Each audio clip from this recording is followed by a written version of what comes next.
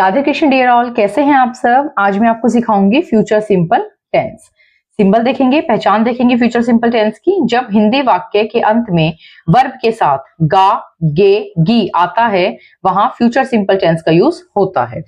Verb के साथ गागेगी का क्या मतलब है? वर्ब के साथ गागेगी का मतलब है कि जब आप सेंटेंस बोलेंगे तो वो सेंटेंस की जो एंडिंग है वो गा, गे या गी पे फिनिश होनी चाहिए। जैसे राहुल जाएगा, कोमल काम करेगी, मम्मी खाना बनाएंगी। आपने देखा सेंटेंस के एंड में गा, गे और गी पे हमारे सेंटेंसेस जो है वो फिनिश हो रहे हैं। तो जो काम अभी हुआ नहीं है फ्यूचर में होगा, उसे हम फ्यूचर सिंपल टेंस कहते हैं। अब मैं आपको तो एग्जांपल्स दे रही हूं, आप उन एग्जांपल्स को बहुत ध्यान से सुनेंगे, बहुत इंपॉर्टेंट एग्जांपल्स हैं। मैंने कहा कोमल रोने लगी, कोमल रोने लगी, लगी सेंटेंस के एंड में आ रहा है गा, गे, गी। कोमल रोने लगी, गी पे हमारा सेंटेंस एंड हो रहा है। अब मैं आपको दूसरा सेंटेंस सुना रही हूं, ध्यान से सुनेंगे। कोमल रोने लगेगी। अब आप जब दोनों सेंटेंस का कंपैरिजन करेंगे तो आप समझेंगे कि कोमल रोने लगी यानी ये सेंटेंस हमारा पास्ट का हुआ, वो पास्ट में रोने लगी। और सेकंड सेंटेंस है कोमल रोने लगेगी, इसका मतलब कोमल अभी रोई नहीं है, वो अभी रोने लगेगी, वो भविष्य में रोने लगेगी। अभी वो रोई नहीं है, काम हुआ नहीं है रोने का। तो जो काम अभी हुआ नहीं है होगा, वो हमारा फ्यूचर है, और जो काम हो चुका है वो हमारा पास्ट है। अगर कभी भी सेंटेंस के एंड में आपको गागेगी मिलता है तो एक बार आप सेंटेंस के सेंस से जरूर समझिएगा कि सेंटेंस के गागेगी पास्ट के लिए यूज हुआ है या फ्यूचर के लिए यूज हुआ है। मैं फिर से एक बार एग्जांपल रिपीट कर रही हूं। कोमल रोने लगी, इसका मतलब वो रोने लगी, वो रो चुकी, वो पास्ट में रोई। लेकिन जहां मैं कह रही हूं कोमल रोने लगेगी, इसका मतलब कोमल अभी रोई नहीं है, तो सेकेंड सेंटेंस हमारा फ्यूचर का है। आई होप कंसेप्ट आपको यहां तक क्लियर है। आगे बढ़ते हैं। हम सभी जानते हैं बेटा फ्यूचर सिंपल टेंस में दो हेल्पिंग वर्ब होती है, एक होती है हमारी विल और एक होती है हमारी शेल। विल और शेल को लेके बहुत सारे कंफ्यूजन्स होती हैं, जैसे आई वी के साथ हमें शेल यूज करना है, ही शी या बाकी अदर जो हमारे सब्जेक्ट्स हैं उनके साथ में विल यूज करना है। फिर हम आई और वी के साथ भी विल का यूज कर सकते हैं कुछ कंडीशंस में, और बाकी सब्जेक्ट के साथ हम शेल का यूज कर सकते हैं कुछ कंडीशन में। अब आपने क्या समझना है? आपने ये समझना है कि जो मॉडर्न इंग्लिश है उसमें हम विल का यूज कर सकते हैं with all the subjects. In modern English we can use will with all the subjects. इसका मतलब जो आज के टाइम में हम इंग्लिश लिखते हैं या बोलते हैं उसमें आप सिर्फ और सिर्फ विल का यूज कर सकते हैं, शेल का यूज करने की आपको कोई नीड नहीं है। राइटिंग और स्पीकिंग दोनों ग्रामेटिकली बिल्कुल करेक्ट है। शेल का यूज हम कहाँ करते हैं? शेल का यूज मैं आपको एक बिल्कुल सेपरेट वीडियो बना के समझाऊंगी, जिसमें कि मैं आपको प्रॉपर तरीके से इसका यूज करना सिखाऊंगी। लेकिन जब बात करते हैं फ्यूचर सिंपल टेंस की, तो आप राइटिंग और स्पीकिंग में दोनों में विल का यूज कीजिए, कहीं से कहीं तक कोई भी प्रॉब्लम इसमें आपको नहीं आएगी। लेकिन आज भी कुछ ऐसे ऑफिशियल डॉक्यूमेंट्स होते हैं या हायर अथॉरिटीज के कुछ काम होते हैं जहां पर हम शेल का यूज करते हैं, शेल का यूज होता है, क्योंकि वो बहुत ज्यादा फॉर्मल डॉक्यूमेंट्स होते हैं जहां पर इन चीजों का यूज होता है। लेकिन जब आप राइटिंग कर रहे हैं, स्पीकिंग कर रहे हैं, तो बिल्कुल आप विल का यूज कीजिए, वो बिल्कुल ग्रामेटिकली करेक्ट है हर सब्जेक्ट के साथ, तो कोई प्रॉब्लम आपको नहीं आएगी। रूल देखते हैं फ्यूचर सिंपल टेंस के। सबसे पहले हम देखते हैं अफर्मेटिव सेंटेंसेस। अफर्मेटिव सेंटेंसेस क्या होते हैं बेटा? अफर्मेटिव सेंटेंसेस होता है जिसे हम साधारण वाक्य भी कहते हैं। फॉर्मेशन देखते हैं। सबसे पहले सब्जेक्ट। सब्जेक्ट आप जानते हैं, I, we, you, they, he, she, any name, इन सभी वर्ड्स को हम सब्जेक्ट कहते हैं। फ्यूचर है इसलिए हम हेल्पिंग वर्ब विल लगाएंगे, वर्ब की फर्स्ट फॉर्म रखेंगे, उसके बाद हम ऑब्जेक्ट रखेंगे। एग्जांपल देखते हैं। तेज हवा चलेगी, तेज हवा चलेगी। तेज चलेगी को हम कहेंगे ब्लो स्ट्रांगली, हवा को इंग्लिश में हम विंड कहते हैं। The wind will blow strongly, the wind will blow strongly. अगले महीने गर्मी बढ़ जाएगी, गर्मी को हम हीट कहते हैं, बढ़ने को इंक्रीज कहते हैं। The heat will increase next month, the heat will increase next month. चलिए अफर्मेटिव का नेक्स्ट एग्जांपल देखते हैं हम। इस हफ्ते ठंड कम होगी, ठंड को हम कोल्ड कहते हैं, कम होने को हम डिक्रीज कहते हैं। The cold will decrease this week, the cold will decrease this week. अगर आप टाइम नहीं लगाना चाहते हैं तो आप बिल्कुल मत लगाइए, द कोल्ड विल डिक्रीज, यहां तक भी आपका सेंटेंस बिल्कुल करेक्ट है। नेगेटिव सेंटेंसेस देखते हैं। नेगेटिव सेंटेंस क्या होते हैं बेटा? जिस भी सेंटेंस में हमारा नहीं वर्ड आ जाता है, जिस भी हिंदी वाक्य में हमारा नहीं वर्ड आ जाता है, वो हमारा नेगेटिव सेंटेंस बन जाता है। रूल देखते हैं। सब्जेक्ट, सब्जेक्ट के बाद आपको विल लगाना है, विल के बाद आपको नॉट लगाना है, उसके बाद वर्ब की फर्स्ट फॉर्म है, फिर आपका ऑब्जेक्ट है। जब आप फॉर्मली राइटिंग कर रहे हैं तो आप विल अलग लिखेंगे, नॉट अलग लिखेंगे। अगर आप स्पीकिंग कर रहे हैं या इनफॉर्मल कोई राइटिंग कर रहे हैं और वहां आपको विल नॉट का कॉन्ट्रैक्शन लिखना है, तो बेटा विल और नॉट का जो कॉन्ट्रैक्शन है वो आपका वॉन्ट होगा। WO, ये O है, N ऊपर अपॉस्ट्रोफ है और ये T, WONT। शैल नॉट का जो हमारा कॉन्ट्रैक्शन बनता है वो बनता है शैंट, SHAN अपॉस्ट्रोफ है T। विल नॉट और शैल नॉट का कॉन्ट्रैक्शन जो है नेगेटिव का वो ये वाला हमारा करेक्ट होता है।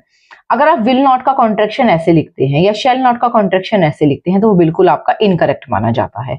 तो विल नॉट को जब भी आप जो है शॉर्ट फॉर्म में राइटिंग में लिखना चाहते हैं या स्पीकिंग में यूज करना चाहते हैं तो आप इसे वांट कहेंगे और इसे आप शैंट कहेंगे।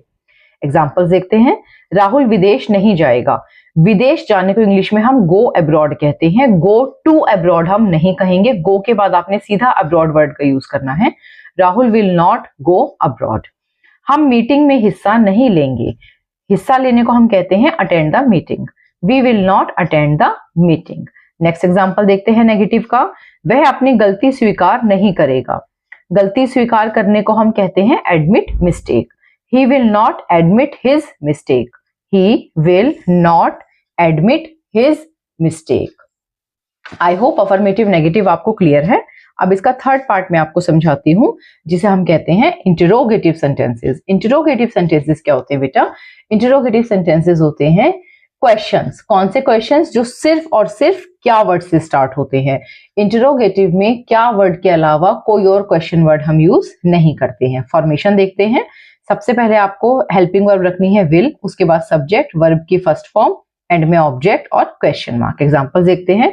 अब आप गौर करेंगे जब हम इंटरोगेटिव सेंटेंसेस बनाएंगे तो सभी जो एग्जांपल्स हैं वो हमारे क्या से स्टार्ट होंगे और एंड में क्वेश्चन मार्क आएगा। क्या मार्च के महीने में ठंडी हवा चलेगी?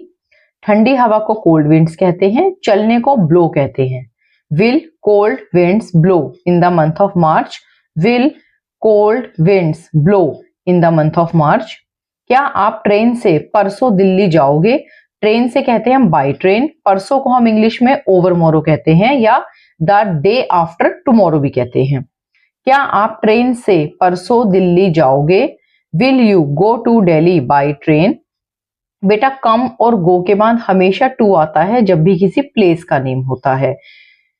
क्या आप रात को खाना बनाओगे? रात को हम रात के लिए जो प्रेपोजिशन वो एट नाइट यूज कर सकते हैं। आप इन द मॉर्निंग कहते हैं, इन द आफ्टरनून कहते हैं, इन द इवनिंग कहते हैं, लेकिन जब नाइट होती है तो हम इन द नाइट का यूज नहीं करते हैं, हम कहते हैं एट नाइट।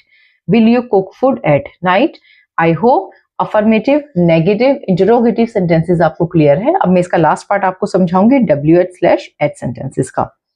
WH/H, इसके बाद आपने इसमें जो है विल का यूज करना है, उसके बाद सब्जेक्ट, वर्ब की first form and object. Examples देखते हैं बेटा हम इसके। सूरज कितने बजे निकलेगा? कितने बजे को हम इंग्लिश में व्हाट टाइम भी कहते हैं।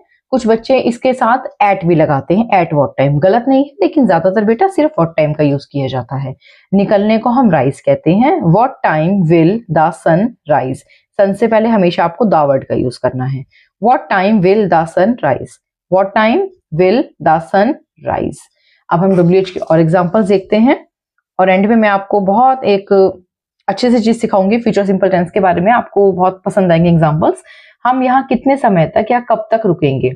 कितने समय तक या कब तक को इंग्लिश में हाउ लॉन्ग कहते हैं। How long will we stay here? How long will we stay here? Next example देखते हैं। गर्मी कब कम होगी?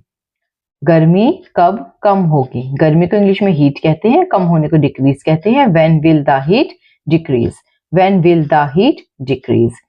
बेटा अभी तक हमने फ्यूचर सिंपल टेंस में सीखा है कि जब भविष्य में कोई काम होगा, भविष्य में कोई काम किया जाएगा तो हम उसके लिए फ्यूचर सिंपल टेंस का यूज करते हैं जिसकी पहचान गागी गे होती है।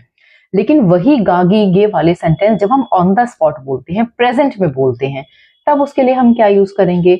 जब ऑन द स्पॉट प्रेजेंट में हम गागी गे वाले सेंटेंसेस का यूज करते हैं तो भी उसके लिए हम फ्यूचर सिंपल टेंस का ही यूज करते हैं। फ्यूचर स्पॉन्टेनियस एक्शन जो ऑन द स्पॉट काम किए जाते हैं गागी गे जैसे सेंटेंसेस में। मैं लाइट बंद कर दूंगी। मैं लाइट बंद कर दूंगी। मैं अभी लाइट बंद करूंगी, है ना, ऑन द स्पॉट में लाइट बंद करूंगी, इसका मतलब मैं ये काम प्रेजेंट में कर रही हूँ, भविष्य में नहीं करूंगी। तो जब प्रेजेंट में भी आपके सेंटेंस गा, गी, गे वाले आते हैं तो उसके लिए भी हम फ्यूचर सिंपल टेंस का यूज करते हैं। लाइट बंद करने को टर्न ऑफ द लाइट कहते हैं। I will turn off the light, मैं यह बैग उठा लूंगा, यानी आप ये बैग अभी उठाएंगे, अभी ऑन द स्पॉट उठाएंगे। सपोज कीजिए आपको कार में सामान रखना है और आप कह रहे हैं मैं ये बैग उठा लूंगा, इसका मतलब आप उसे बिल्कुल अभी उठा रहे हैं। I will pick up this bag, उठाने को पिकअप कहते हैं। क्या आप मुझे पैसे दोगे? Will you give me money? क्या आप दरवाजा खोल दोगे? Will you open the door? आज हमने बेटा फ्यूचर सिंपल टेंस किया है, जिसमें मैंने आपको affirmative sentences, negative sentences, interrogative sentences, WH/H sentences के बारे में बताया है।